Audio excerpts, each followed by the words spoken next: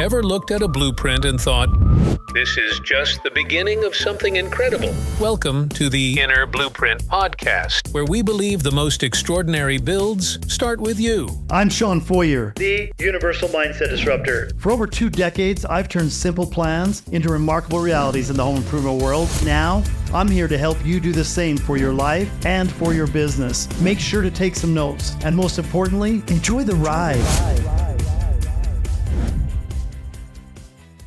Hello, and welcome back to another episode of Inner Blueprint, the podcast for the home improvement industry. Everything we talk about is mindset, and actually with our ripple effect, we're actually helping anybody and everybody that wants to think better thoughts and get better results. And today, we've had a lineup of amazing guests, and one of my sayings is, how does it get better? And the answer is always, it just does. Get ready, listeners. It's getting ready to get even better. Today's guest is a powerhouse in the home improvement industry. She's a distinguished lead generation trainer, sales and business coach, I would say motivator and inspiration to a lot of us. She has a track record of nearly 20 years in this industry. Her expertise spans various aspects of the field. She's become a driving force in revolutionary sales strategies, lead generation processes, and fostering business growth. And as everybody knows who's in the home improvement right now, we always want to talk about leads, and especially this year. And this person is an expert. We're going to talk about some different things, but we'll definitely touch on leads. She's honed her skills and knowledge to perfection, earning a reputation as an industry luminary. She spent the majority of her career building lead generation programs at All Weather Sill of West Michigan.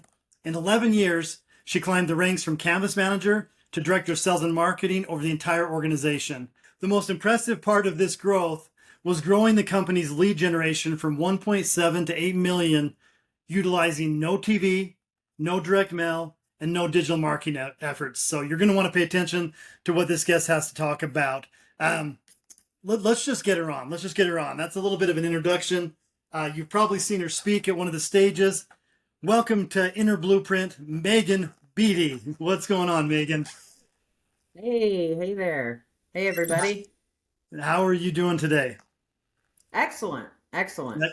Better I'd be you. I could probably say the same thing. I was really excited. We got to share the stage at LeadCon this year. That was an amazing experience. So thanks for allowing me the opportunity to join you there. Yeah, I thought that was a lot of fun. We had a blast up there. Yeah. Well, we are in a time that everybody's talking about leads, right? And everybody wants to find the easy route. How do I pay for more leads? How do I get easier leads, from sales reps to sales managers to business owners? And I think we're going to talk about your story. And as your story is going to share with listeners, sometimes success, sometimes leads, it doesn't come the easy way. It comes with hard work, with dedication, and with really good mindset. So Megan, where do you want to start? Yeah. Definitely start young, right? Because that's where a lot of these paradigms and the things we learn about ourselves begin is in our childhood, right? And so, yeah, I mean, I started out as a child who was very, as many people can probably relate to, very uncomfortable in my own skin for multiple reasons, right?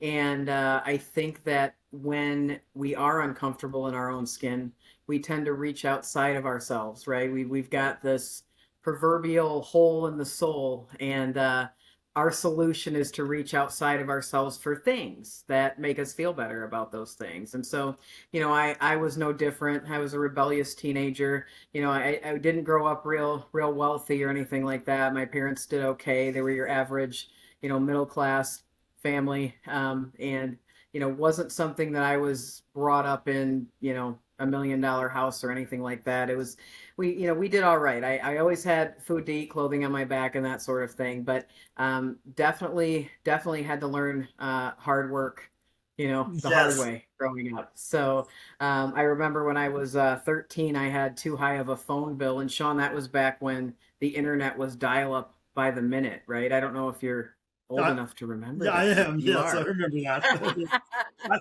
I'm old enough. I remember before the internet. The internet was new as I was a parent. I was like, oh my gosh, the internet. He used to send us little American Online CDs in the mail, right? And we got a certain amount of minutes. And well, I happen to be a little bit of a chatty Cathy. I know no one would guess that now. But my dad watched me run up a phone and internet bill, and most fathers would probably say, "Oh yeah, you're grounded." My dad said, "No, you're going to come work for my roofing company, and you're going to work it off." And so I learned the great art of tear off at 13 years old. Yeah, so that was a great thing. Among other things my dad taught me. There was a lot of things my dad taught me that weren't so great. There were a lot of things that led to that feeling about not feeling comfortable in your own skin. But I'll tell you, the one thing he taught me that I take into everything I do is work ethic, right? And I've never been able to shake that. That was ingrained in me at a very young age.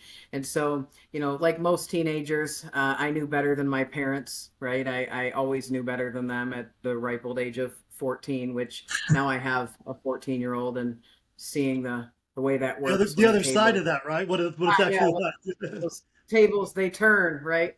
And yeah, so I got into drugs at a very early age. I started using drugs when I was 14, and I knew that when that began, I knew that this was something that was going to be hard for me. And I knew that because it changed the way I felt about me, right? My Hmm. whole life, I had struggled with my weight. I had struggled. My dad, really pushed me to be great in sports. And I was great at sports despite my weight. I was excellent. I was top of the sports team in every category. But there was something my dad said to me as a very young child, and he said that boys wouldn't like me because I was big. And I took that into everything I did. I mean, my parents put me on Weight Watchers when I was 5 years old. And so I grew up, yeah, I grew up with a complex that is, just now that I'm 41, I'm able to address and actually battling through now. Only took a few years, right? Yeah, But yeah. I knew that those drugs, they changed the way I felt about me. And all of a sudden, when I would take the drugs, everything was okay, and I was cool, and I was liked. And at least I thought I was at the time. I ended up not being very liked later on. But in the beginning, right, it's that moment where it feels like all is right with the world, right? And, things like that get out of control pretty quick when you're someone like me who had an addictive personality. And so, I got into some trouble with the law, and I was a real mess right up until I was 19 years old. I got clean when I was 19 years old, and went through rehab, and I actually spent some time locked up. I spent 5 months in a correctional facility. And, the thing that I realized that I take into everything I do, even now, is that when my parents finally put their foot down and they said no more, they finally pulled the tough love. It took a lot of years for them to do that, but they finally said no more. I ended up homeless at 17 years old. I ended up living out of my car, right? Wow. I remember very distinctly showing up to people's houses that I knew that I would party with on the weekends, and they were living successful lives during the week. They had kids and they had families and jobs and things like that. And that just, at that point wasn't really interesting to me. But, I remember thinking, I couldn't scrape up $2 or $3 at one point. I needed to brush my hair, and I didn't have enough money for a hairbrush. And it's something that, thinking back on, it was a real turning point for me. That moment, I can tell you where I was standing. I can tell you exactly who I was there to visit. And that moment just kind of is burned in my mind forever, right? So the adversity and quite frankly, it was my own fault. I put myself into this position. Nobody, nobody created that for me. I created that for me because I Yeah. liked the way it made me feel, right? I always like to say I didn't have a problem with drugs, Shawn. I had a problem living without drugs, right? Me and drugs, I thought, got along just fine. It was when you tried to take away my solution, right? Yeah. When you tried to Yeah. take away my solution, that was hard for me. So, but yeah, I got clean at 19 years old, and God just removed the desire to use drugs from me while I was in that facility, and it's never returned. That has been an amazing story of mine, and I gotta tell you, it's like all of those things that I did. I had to rebuild my life from scratch because I had gotten into trouble and spent some time, walking to work for $6.50 an hour for quite some time, right? Till I could Yeah. afford a car again. And things were not great. And so to be where I'm at today in my life, and know that that's where I come from, and to know that, I've put in the hard work to be able to get there. It's really the parts that set my mindset up so that when I did when I was presented with the opportunities that I have had in this industry, my mind was so calloused, right? I wasn't afraid of anything. I had already been through the worst of the worst, and nothing that a homeowner could say to me was going to rattle me at that point, right? Yeah. And so it was really interesting. So I worked as very humbly. I made donuts. Time to make the donuts. Everyone would always joke about that old commercial, right? Made donuts for 2.5 years. I started at a donut shop in Kalamazoo, and I worked for $6.50 an hour, and I did that Making donuts. for 8 years. I know, right? And then I worked my way into management, and I learned things about leadership very early on, mainly that the manager there, I never wanted to be like her, right? She would cuss people out, throw things at people, mainly because she could, because we all had been in trouble in our life and we had to work there. And Yeah. I saw exactly what I didn't want to be as a leader, right? I think as we're growing up, there's a lot of those shining moments that we can remember, and we say, that's where I learned not to do that, or that's where I learned to do that, right? Yeah. And Well, so, I think sometimes yeah. in mindset, we talk about the law of contrast, right? Like sometimes we get to experience things that we don't like so we can figure out what we do. And I just want to tie this together for the mindset side, as because I love, we've never talked about this, but my stepdad that raised me when I was 12 years old and I got in trouble and needed money or I wanted something, that's the one thing I learned from him. He taught me how to work. Like go down to the shop, tear off crew. I was on our tear off crew. Go knock doors Yeah. when I was 16. I mean, whatever it was. Yeah. But at the same time, we both had loving parents that trying to help us impress. I had body image issues. I was really skinny. I was the opposite side. I was made fun of and Mhm. teased that I was this scrawny little dude. And I wouldn't take my shirt off. Like in middle school and high school, I was afraid because I felt like I was this scrawny little thing. And I'd been told that over and over again. And we talk about the paradigms. It burns it in us. So for each one of us, we get to adulthood. We've got some good things, work ethic for you and I, but then we've got these self-love and body image things and I'm 51 and I feel like I'm finally turning the corner on just loving myself, being healthy and happy in my skin. So I love that. So here you are, young 20-year-old, right? You've got an impeccable work ethic. You've overcome a lot of challenge with addiction, with homelessness, and now you're ready to go to work. You're ready to start. So Yeah, where do you absolutely. go from here? Well, I was, not wanting to stay at the donut shop forever. So I actually got a job as a dispatcher. And so that was kind of my next launch into customer service, working in call centers. Now, I had a job telemarketing before that. My first telemarketing job I actually landed when I was 16, just turning 17, in the middle of my addiction, telemarketing for vacation memberships. And so I had learned what to say on the phone at 16 years old. And the principles they taught me, telemarketing for vacation memberships like timeshares and things of that nature, it is not for the faint of heart, right?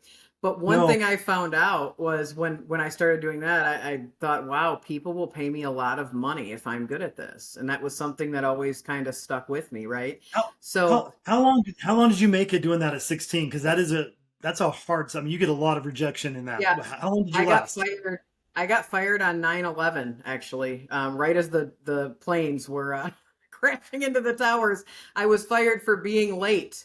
Yes, being late many times because I had another side job that was much more important, Shawn, than that primary job at the time, Yeah. right? I had partying to do. I had substances to share with others. And my day job was really getting in the way of my night job. So I was late all the time. The boss, gave me a series of ultimatums that if I'm late again, that's it for me. And there I rolled in at 9:02 on 9/11, and she said that was it. It's funny it was on 9/11 only because I'll never forget that day, right? I'll never, 'cause Right. everyone knows where they were when I it know happened. exactly where I was. Yes. Yeah, Yes. exactly. And so, Yeah. interestingly enough, Megan lost her job at the campground on 9/11. So, yeah, so I made it a couple of years. I mean, I was there about a year and a half, 2 years.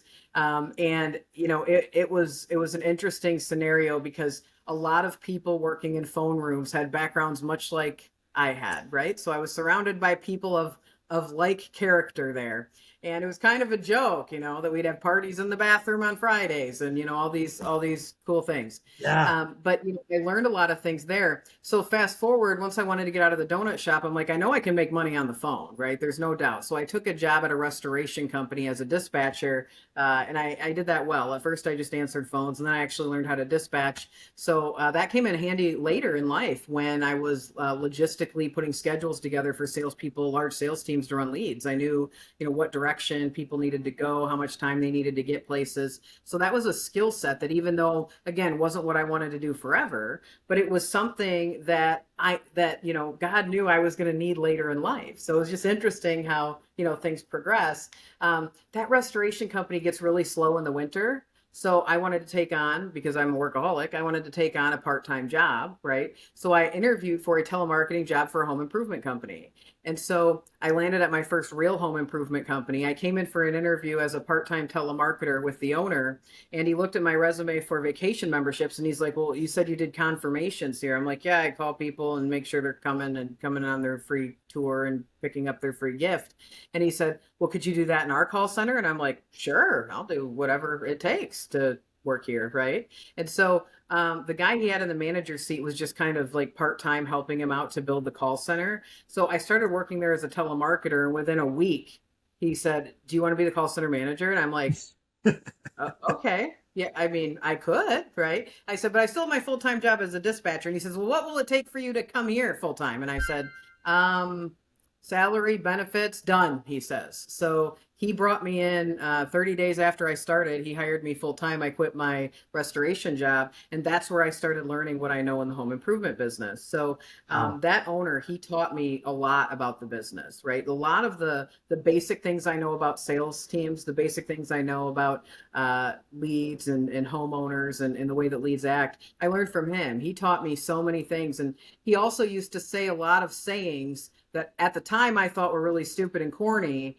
and now I teach them out of books that I train people with. The same sayings that he would say to me, Megan, people don't care how much you know until they know how much you care. And I'm like, what is it with this guy and these sayings, right? And so it's so funny that later on in life, like I teach book studies on the 21 irrefutable laws of leadership, and guess where that quote came from? Right here. So, right there. Yeah, interestingly enough. So Shawn, I went from call center to, I learned how to run a special events program, and we had a Sam's Club program. So we were lead generating inside of Sam's Club. And so he said, well, you're doing so great with call center. Maybe you can put some people in charge over here and go help work on the Sam's Club program. And I said, sure. So I learned, there was a guy there who'd been doing that a little while. He taught me some. And then we had a special events program. So while I was at that company, we grew from about 3 to 10 million in those 3 years that I was there. So that was pretty substantial. He ended up firing the canvas manager, and he said, hey, you want to learn how to knock doors? I'm like, I have no clue how to knock doors, but sure, I can do that too.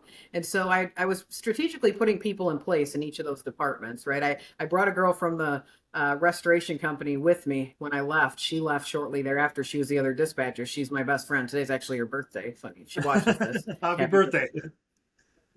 So she came with me to that home improvement company. So I had her taking over the call center and Sam's Club. And she started in special events, was amazing, did a great job. And so I move over to canvassing, but I don't know how to knock doors. So he says, well, I'll bring in a canvassing consultant to teach you. And I said, great. So here comes Tony Hody. And so Tony Hody shows up one day, and he's now my mentor. I work for Tony Hody Consulting, and that was, I don't know, 20 years ago, probably. Wow. Now. Yeah, probably 20 years ago now.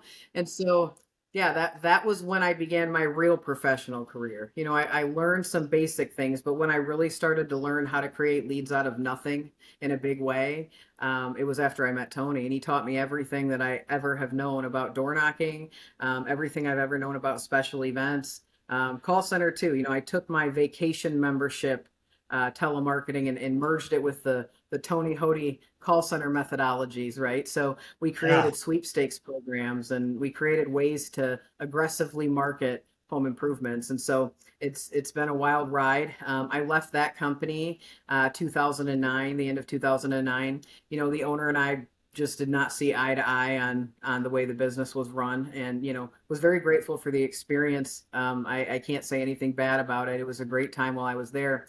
But, I was a little burnt on the home improvement industry. I think we all get to the point where we're like, I don't know if I want to do this anymore, right? And Tony's in my ear going, I think you're a lifer. You'll be back, right? And so I left for 2 months, the only 2 months of my entire life I've been truly unemployed.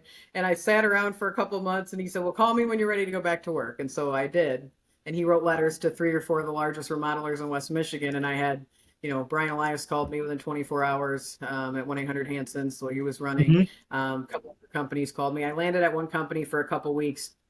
I was a terrible culture fit there. We definitely, with me being in recovery, definitely wasn't the right place for me. Okay. So there's a party out every day. Yeah. Rock and roll all night and party every day. I can only party part of every day now. I'm getting old, right? And so, so I spent 2 weeks there, and I just went to the vice president and said, I don't think this is a good match, and he agreed because my heart really wasn't in it at that point. And so I ended up at All Weather Seal of West Michigan. I walked in, I met the owner, and I immediately felt like this was where I was supposed to be. I had an overwhelming feeling that this was my assignment. Right. And so I started working there. And when I got there, we were 1.7 million and we did previous customer referral business. We did some home shows. They're already doing some home shows. They had Tony come out a couple times already. Things were they were just slowly growing, right? We didn't really have any leadership in place in the marketing area. We had 3 or 4 salespeople. Wasn't a big organization at the time, but it was a well-run company, family owned, and they took great care of their customers. And so that for me was super important with whatever I was going to do with my life. I had to feel good about the products that we were going to be talking about, right? I came from a company that didn't sell a cheap window, so I couldn't go to a company that sold a cheap window because I didn't believe in it. So right. I was glad that they had higher end products. And so, I came there to start a canvassing department. He said, we don't really have a door-to-door team. They had a couple people that would go out and pass out flyers a couple hours a night, but there was no volume of leads happening at that point.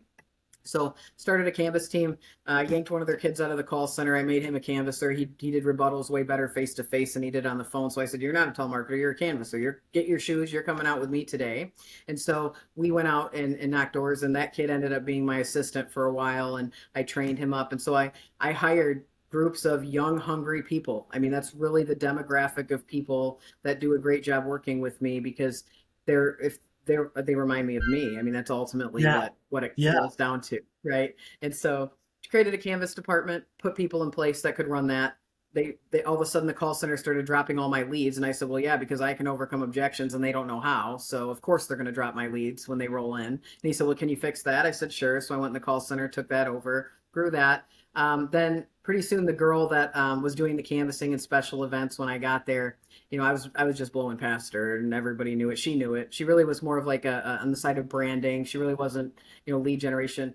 Great human being, very nice girl. I'm still, talk to her from time to time, many years later, but just wasn't her thing. Lead generation, aggressive marketing wasn't her gig. So yeah, that's kind of where it began there. And from there, we put our foot on the gas, and we grew the call center. I was calling mainly sweepstakes leads, old mall leads, enter to win inside the mall, whole house of window siding or roofing. And I was teaching the call center how to call all the old leads and resurrect them. So we didn't have a huge budget. We didn't even get a website until like 2016. And before that, someone's cousin made the website. Like I remember in like 2014, 2015, we got one Google lead all year.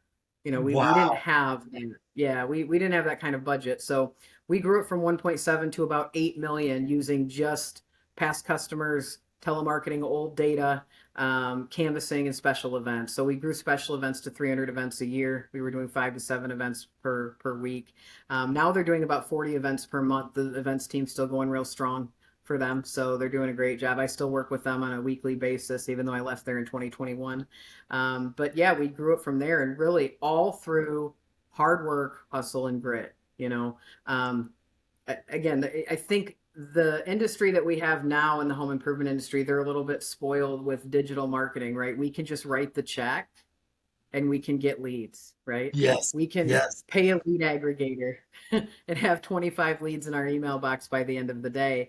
That wasn't my reality. My reality was, we brought you here because we heard you could make something out of nothing. And you did, right? You did, and So that was where it was at. But I just realized that because of all the adversity I had been through in life, right? The adversity that I was up against that most people would probably say, "Oh, a homeowner slamming the door in my face, that's tough," or a homeowner hanging up on me, that'd make me real upset. Did not phase me in one bit. And it was just one of those things that I had went through such tough things earlier in life that that's nothing, right?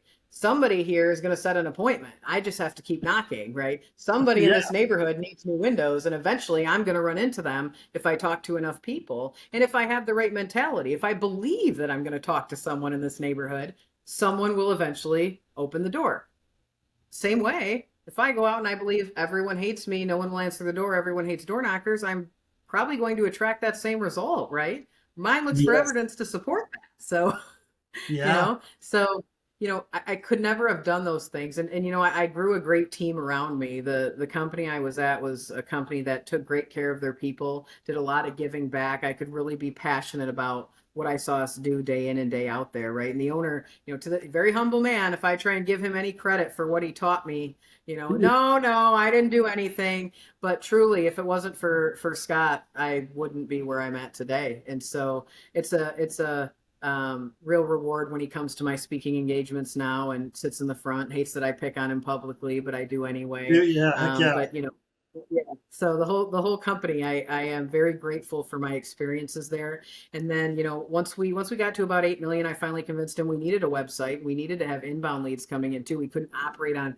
100% outbound if we were going to grow a sales team of 12, 15, 18 people. Eventually, we were going to have to diversify, right? And Yeah. so inbound leads, they started coming in once but then we had the budget because we were doing $8 million a year. At 1 million or 2 million, a lot of companies don't have that kind of budget, right? So just made sense that we were able to make something out of nothing. So yeah, my career there was amazing. And then later on, I learned 10-step selling, became a student of Rick Grasso, went to closers camp, learned the 10-step selling system. And I started recruiting all the salespeople. So after I got all my marketing departments together, I started doing sales recruiting, and then later on sales training. My partner there's Leonard, the sales manager. Him and I would go tandem and actually train all the new salespeople, the one call closers coming in. So I have a really interesting background where I can see both sides of it. Most marketing and lead generation trainers have never been in the house themselves, so they don't understand how what's said here is going to affect this part in this process in the home. Because Yes. I have an interesting take on things, right? And so sales is always something that's come very natural to me, but I've really honed those skills over time, learning, things that we say at Tony Hody Consulting, like serve, not sell, right? Everything that we do, we try to not be so aggressively sales in their face, because consumers in 2024, that turns them off. If there's a way we can serve, right, we'll make more sales naturally. If there's a way that I can just solve the customer's problem with my product, they'll buy it if I make it affordable and give a masterful presentation, right? So, Yes. those are a lot of the principles. So, yeah, I applied those to marketing. I applied those to lead generation. So the way that I train lead generation people is, your salespeople too. You're selling the appointment. And so I use the same principles in 10-step selling, and I use the exact same leadership techniques that I would use with the sales team as I do with lead generation, because they're selling too. They're just selling appointments. And yes, they're not asking for money, but man, when you're asking somebody for 90 minutes of their time, Time. Yeah, time is as valuable to money for most people. Yeah, and especially when they don't even know if they're going to buy something. It's just their time. Well, and it's interesting, Megan, and I do love this about you because I think we have this in common a little bit. We're both kind of unicorns a little bit in the home improvement industry because we've been on almost every side of it. And when you were talking, go back to I telemarketed. When I was 16, I got in an argument with my dad and said, I'm going to go find my own work to do. And I left the company. I ended up a telemarketer they were selling magazines. And the whole script was a lie. It was a dishonest. It was a scam. I only lasted 30 days. I mean, I got the idea of what they were doing, and then I realized I was literally lying to people, call after call after call. The bells ringing on everyone that said, I was just like, I can't do this. And then I went to knocking doors. And like you say, having the perspective from the contractor side, from the training side, you went through Grosso. I did some CCN sales training, both in my business and as a trainer for them. And now we get to do consulting work, and I do mindset, and you help people with, and let's make sure, because I do want to give people an opportunity to reach out to you, because you're sharing some of your backstory. I do want you to drop some bombs on what people should be focusing on, but you help with call center training. Let's go through what are the things you specialize in today in consulting? How do you help people? We do. Yeah, we do a lot of call center training. So, we will train your telemarketing department over virtual Zoom meetings. So that's probably the biggest area of my business is I literally train your entry-level telemarketers and they get the training from me directly. And so that's very beneficial because not only do they get the training, but we provide you with the scripts. You put those in place so that you can train the new people coming in with those same scripts and they get the same training. So telemarketing training is the biggest thing I do, but I coach all kinds of things. I coach leaders in the canvassing department. I coach leaders. I help companies set up special events programs. I do that a lot. There's been a lot of demand for that in the last year where somebody will come in and say, hey, we want to start special events. What do we do? I've got a certain amount of coaching sessions it takes me to teach you how to find them, negotiate rates, get into shows you're not supposed to be in. So you're the only home improvement vendor there. And then of course, the lead generation process, which is like a selling process at the show, right? There's a specific method to that madness that generates leads. A lot of companies go to home shows and say, well, we tried shows and events, they didn't work. And then I look at their booth and they're sitting behind a table playing on their phone. Yep, the entire time. Just like that, yeah. So the question is, was it the show that didn't work or was it you that didn't work, right? I get, all of my clients will send me pictures from all over the country and even Canada, right? And they'll send me pictures, say, look at these people, they need you bad. And they're just sitting behind the booth. Some are sleeping, right? We see some sleeping. We see some that are, it's just horrendous what you see. And what hurts my heart, Shawn, is some owner paid for that. Some owner somewhere paid $2,000 for them to be there. Yes, wrote a check, paid. It's funny. I almost sent you one. I was up at a fair in Park City, Utah, and there was a window company, and I won't name it. It's a national company, and I literally was like, "Oh my gosh, Megan needs to see this," because the dude's in and he's in the very back of the booth. Every other booth has people at the front of it, and he's literally on his phone back there looking up every once in a while. And I'm like, wonder why he's not going to get any leads today. One of the things shows don't work. Shows don't work. And again. Should you put sales reps in? Because he looked like a sales rep. And my understanding is you don't want sales reps at an event, right? Talk on that for a minute.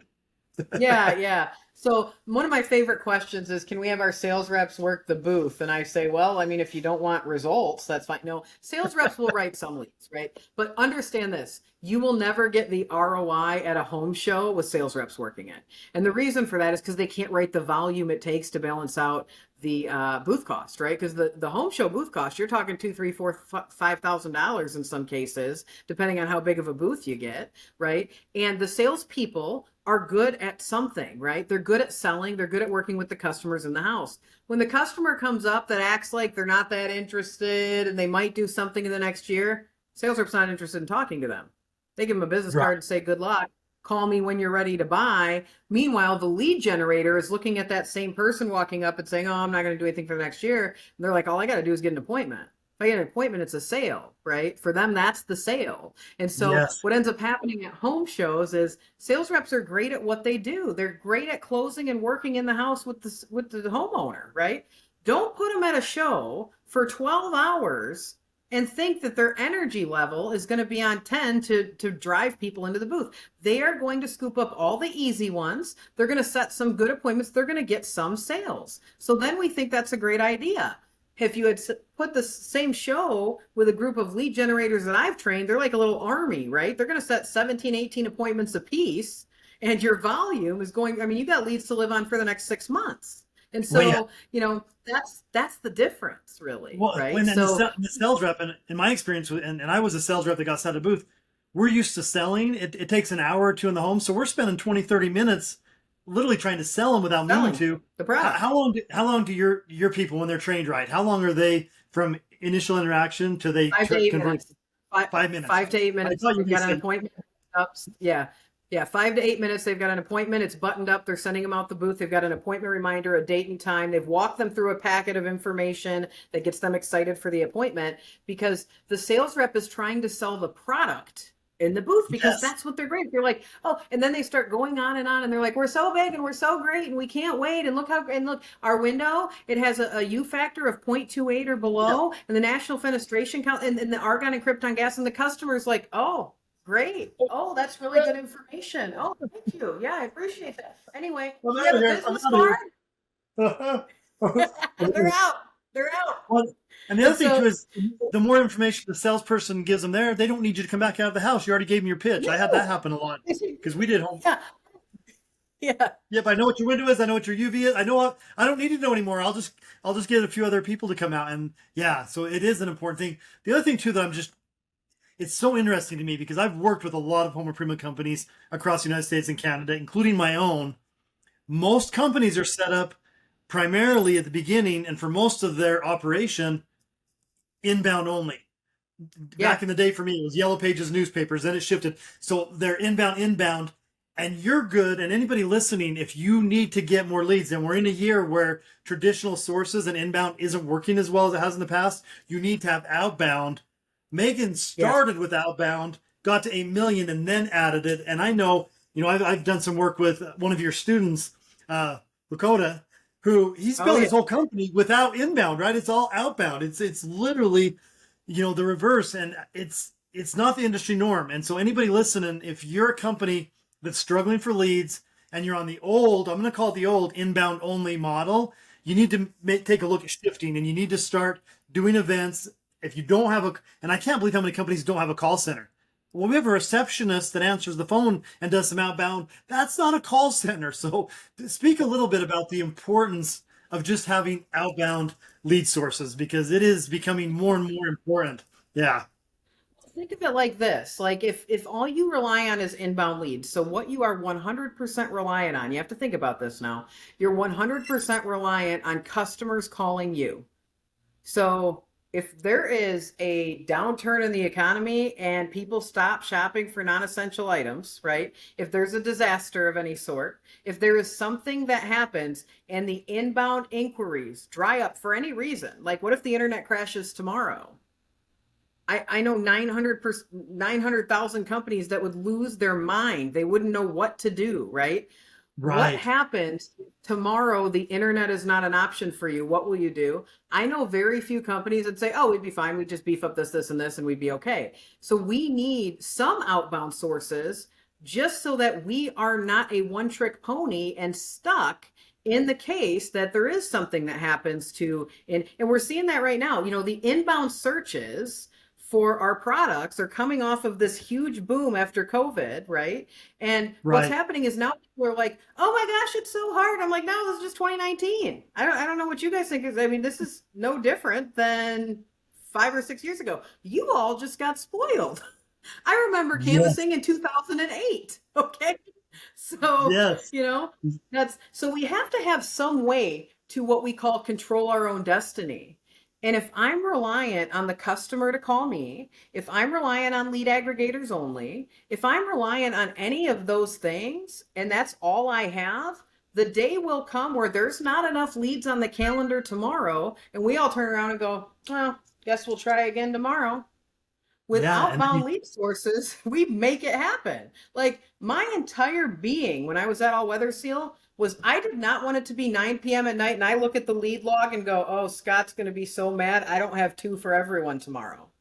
My entire day was built around how do I get 2 for everyone tomorrow and backups. That was my whole goal every day. And so I don't see that type of urgency and hustle today, Shawn. I'm like, what if you don't have enough leads for sales? They're like, nah. And I'm like, this is an emergency to me. Like, I want to get on the phone and help you because those slots cost money. It's your NSLI. Yes. Every single one of those slots costs lost opportunity. Lost opportunity. And the crazy thing is on the financial side, your overhead doesn't stop, right? Every other cost in the business is fixed, and you're missing the opportunity for revenue in every single one. And it's a mindset. It drives me insane. I mean, it's we don't have enough leads for tomorrow. Where is Canvas? What shows are we in today? Is there a community expo going on? Who needs to incentivize the call center to get 3 next days? Who has called the past customer campaign today? Who has called rehash? Like, I'm looking for a way to make sure that we plug those 3 or 4 holes tomorrow. If we do that every day of the week, it may seem like 3 or 4 appointments. To me, it was the end of the world, right? Because if we're selling, 50 weeks out of the year, I mean, you can do the math, 3 appointments a day missed. I mean, we're missing millions of dollars per year. And so I don't see that type of urgency and hustle anymore. It's just like, if we don't have leads, we don't have leads. That's just not how I was brought up in the business. If we didn't have leads, it was an emergency.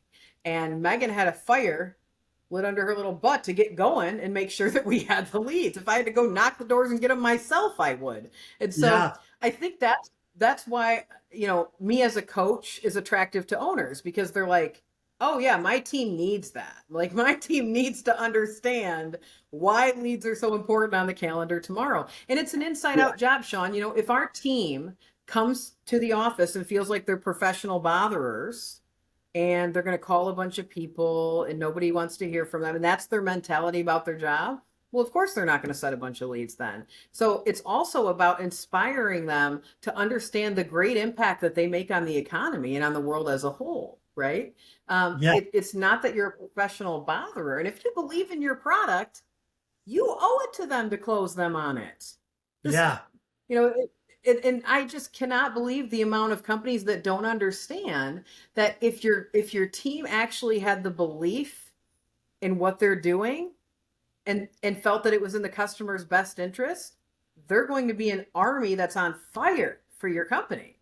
They want to make sure everybody hears about it. So, that's one of those things. That's why, so many companies that I do work with are successful. It's not just because I write the magical words on the script that convert leads.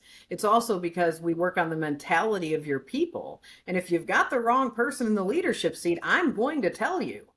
Yeah. Because I know for a fact that everything rises and falls on leadership. And Well, if I come in and let's you've got somebody... Let's talk about Yeah, mindset for go me, ahead. because the way you describe it, like I make fun of the Coffees for Closers clips where Alec Baldwin's saying, always be closing, always be closing. And I work with a lot of sales professionals, not lead setters, but sales professionals. And I tell them, you can't leave your house until you have 100% belief in your company.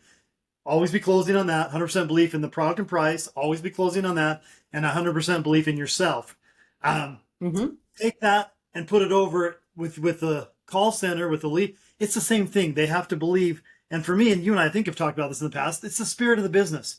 Do you believe that a home is a sacred place, that people bring babies, celebrate birthdays, anniversaries? And do you believe your product makes that sacred space better? And if you do, you just added purpose to your work. You just added belief, a good mindset that, no, I'm not bugging people. I'm looking for the opportunity to serve people, to add value. I work with a lot of roofers.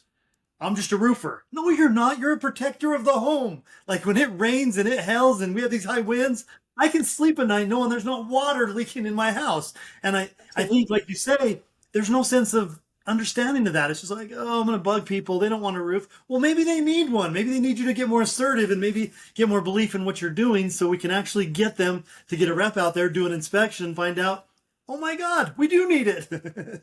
Yeah. And I think part of that, the reason companies don't think about things like that is, first of all, they don't tell enough stories. They want to drone on about mission statements and onboarding stuff and this and that. They don't tell enough stories of the victories, right? When we replaced the entire house of windows, we do a Windows of Warmth giveaway at All Weather Seal every year, right? And this one year we went out to a house and I would interview all of the people, right? I'm getting goosebumps already just talking about this. I would interview all the families. And I went out to this family and the mother was home. They had 5 children, but one of the children was home and it was school time. And I said, oh, are you sick today? And he says, oh, I have really bad asthma.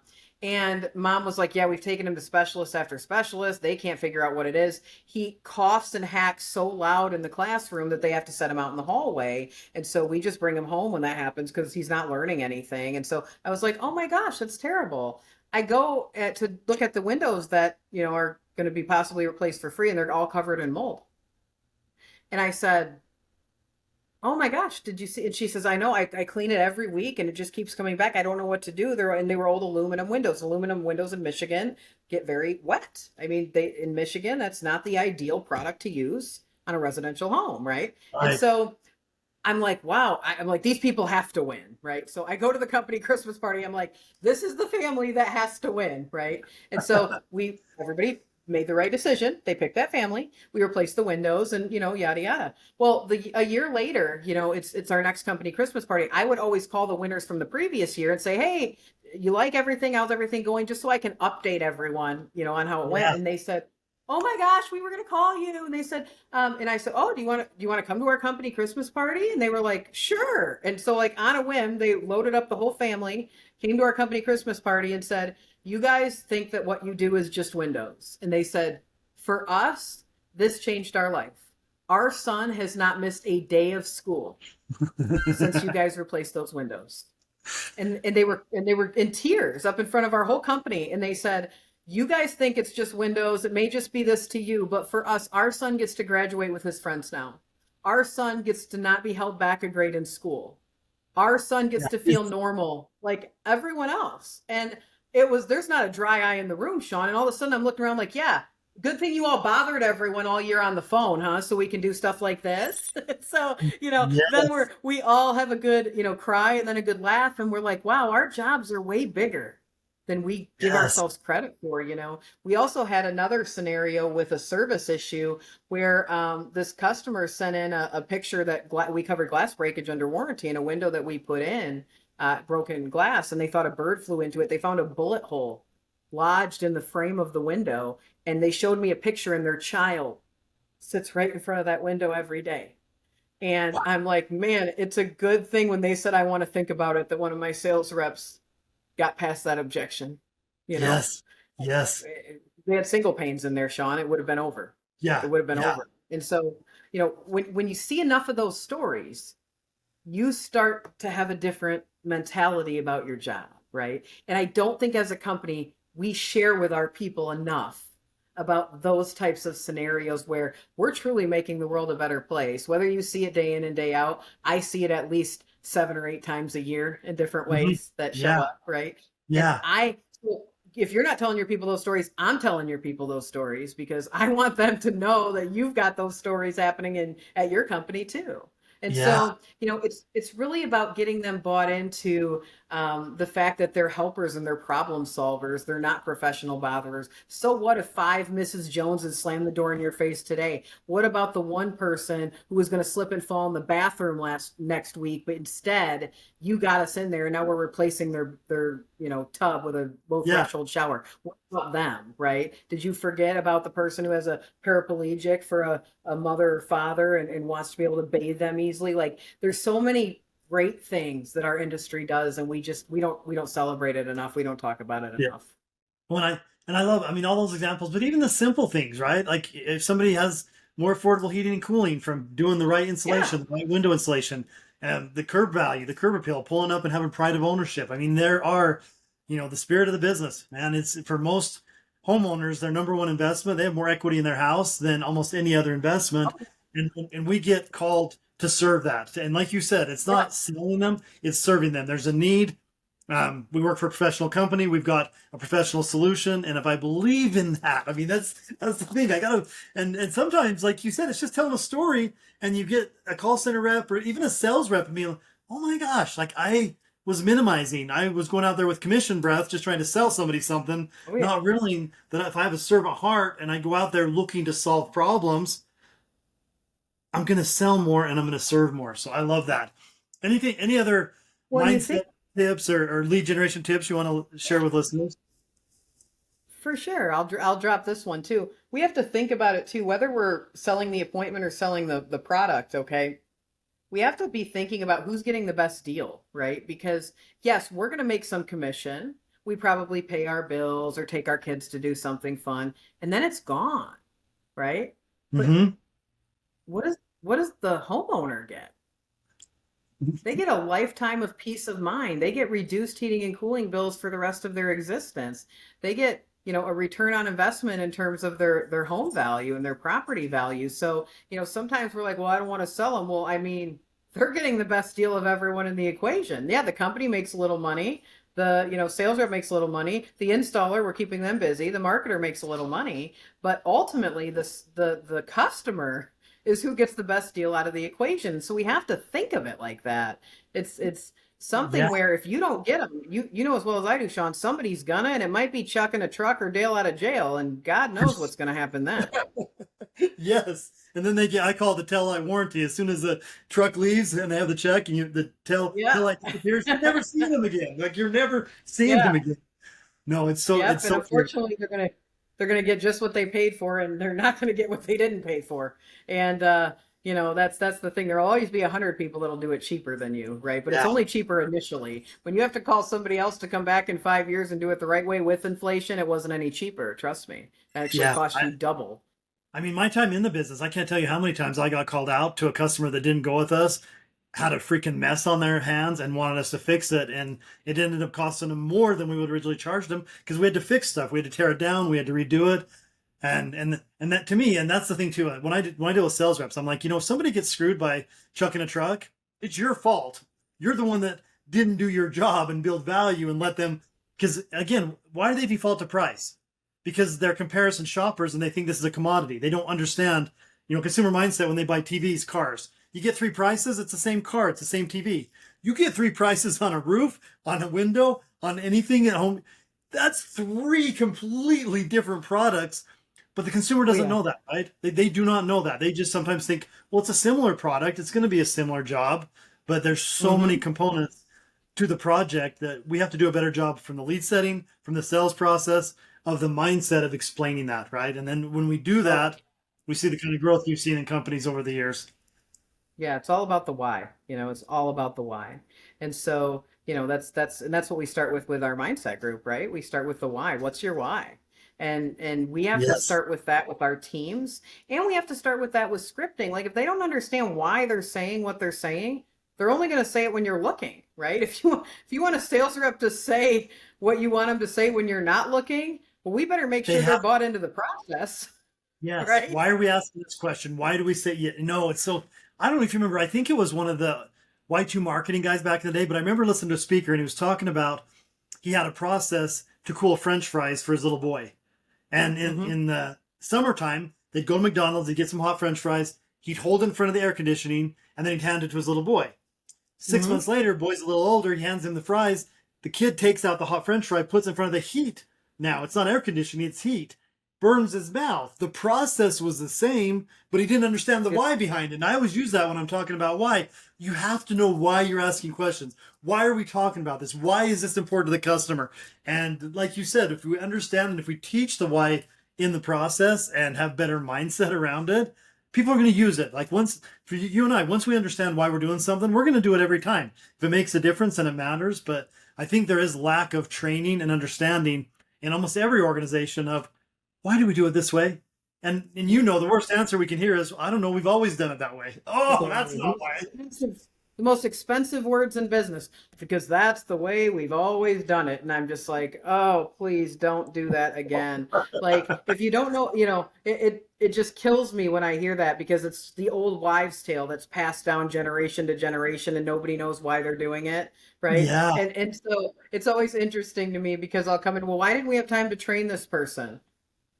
Well, we're busy. We got shit to do. We got to set leads. I'm like, right. And you'll never be able to get out of the hamster wheel of we need to set leads, because this person isn't trained. They're going to quit, or you're going to fire them. And then you start over on the hamster wheel, right? And you're not training them, and they're going to quit. Yeah. Training's expensive. No, mishiring for a year is expensive. Yes. And I always love the, well, what if I train them and they leave? Well, what if you don't train them and they stay, right? The opposite of... Immediately what I think is, there are worse things than they could leave. Like, that's actually the lesser of two evils in most cases, right? Yeah. A lot of times I'm begging for you to leave, but... Yeah. Well, awesome, Megan. Thank you for the great conversation. Yes. I love you sharing some of your backstory. I mean, anyone who's seen Megan, or if you see in the future, you would never guess the trials and challenges this woman's been through. She gets up on stage with power. She gets up there with knowledge. She drops bombs. If you're looking to improve your lead generation, your conversion, your call center, Megan, how do they get a hold of you? Yeah, you can email me at megan@tonyhoty.com. That's MEGAN at tonyhoty, TONYHOTY.com. Feel free to follow me on social media. I have a ton of great content I put out. definitely will give you a laugh day to day at the very least, if nothing else, Yeah. right? So you can follow me on YouTube, TikTok, Facebook, Instagram, LinkedIn. I'm all over the place. But yeah, and get a hold of me. Send me a message. Tell me how you're doing. If you have a question, ask it, right? Because I'm always available via email. You know, a lot of my clients I haven't worked with in years, but I'll still get an email. What do you think we should do about this? And I've usually got an answer because I've been through it, right? So, you know, reach out if there's something you need, if you want me to work with your company. I also have book studies that I put on that your whole company and leadership team can join for a pretty reasonable cost. So we're about to start this one August 27th. I've been through this book 12 times. Okay. This will be my 13th time because I get something new every single time. So, you know, those are what different. book is that? For listeners who are watching this on video, what's the name of the book? It's John Maxwell, right? Yeah, John C. Maxwell, one of the greatest leadership trainers. I would say probably the greatest leadership trainer of all time. But 21 Irrefutable Laws of Leadership. Yeah, the 101 book. And if you have not read this and you run a home improvement organization, shame on you. You should read it today. It's on Audible. But the lessons in here, I don't know that there's any better way to absorb all of this other than go through this book. So I'm taking I think we've got 10 or 12 companies signed up for it so far. We're starting in August and we cover 2 chapters a week. Really cool to synergize with all the other companies. So yeah, you can get a hold of me if you want to see what we have to offer. We also do free discovery calls. So we'll sit down for 30 minutes with you and see if there is something we can help with. You're guaranteed to leave that discovery call with at least a few golden nuggets at no cost to you to be able to, you know, take and put into your business. So. Yeah, and I can give my personal recommendation to listeners. I've worked with Megan in my mindset group. She's working with a lot of my mindset clients on this thing, and all I ever hear is raving fans. Like, Megan is the best. She's turned my call center around. She's improved our conversion rates. Like, she's the real deal. So if you're having any questions, need any help in these areas, please reach out to her and do follow her. I follow her on TikTok and her social medias, and she drops some funny stuff and she drops some good content. So Megan, any last words before we sign off? No, but, you know, make it a great day. The choice is yours, right? It's totally up to you what kind of day you have. It always is. And how does it get better? It just did. It just did. Thank you, Megan. Yes. And just like that, we've laid another brick in the foundation of your incredible journey. Thanks for tuning into the Inner Blueprint podcast with Shawn Feurer, your navigator through the maze of mindset and success. Remember, every tool you need is already in your belt. It's all about how you use them to craft the masterpiece that is your life and business. Now, don't let the momentum stop here. Follow me on social media and subscribe wherever you get your podcast to never miss an episode filled with the blueprints to your best self.